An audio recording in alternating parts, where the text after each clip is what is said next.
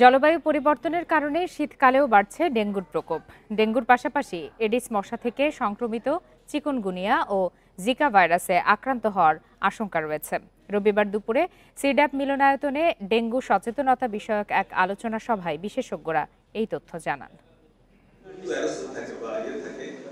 ডেঙ্গুতে আক্রান্ত ও প্রাণহানি দুই বাড়ছে। এ রোগে আক্রান্ত হয়ে এ পর্যন্ত মৃতের সংখ্যা প্রায় 500-র কাছাকাছি। তাদের মধ্যে 173 জনের মৃত্যু হয় নভেম্বরে। এই নিয়ে সতর্কতামূলক সভার আয়োজন করে Bangladesh private medical college association.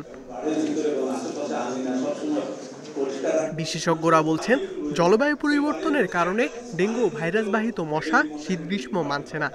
বছরব্যাপী প্রজনন ও বংশবিস্তার করছে এডিস মশা, তাই শীতকালেও সতর্কতা জরুরি। এই সিজন কিন্তু শিফট হয়ে একটু আরো এদিকে শীতের কাছাকাছি চলে এসছে, যার জন্য ডেঙ্গু এখনো প্রলম্বিত হচ্ছে।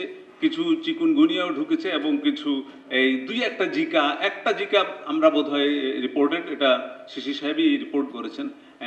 সেই জন্য আসলে এই জলবায়ু পরিবর্তনের জন্য এটার জন্য দায়ী।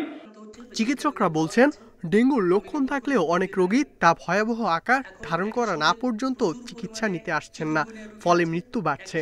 প্লেটলেট কাউন্ট যদি খুব সিভিয়ার কমে যায় তাহলে দুই তিনটা ডিজিজ হয়ে পেশেন্টের মৃত্যুর হার হওয়ার চান্স থাকে।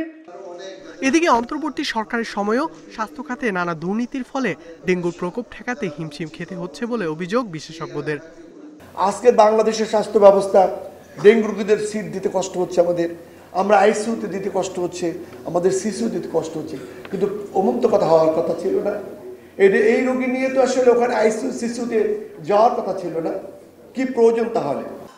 এডিস মশার বংশবিস্তার রোধে কাছের টব, টায়ার, ড্রাম, এমনকি টয়লেটেও যেন 1 চামচও পানি জমে না থাকে সে বিষয়ে সজাগ থাকা জরুরি বলছেন চিকিৎসকরা। ইকরামুল কবির, ইন্ডিপেন্ডেন্ট নিউজ, ঢাকা।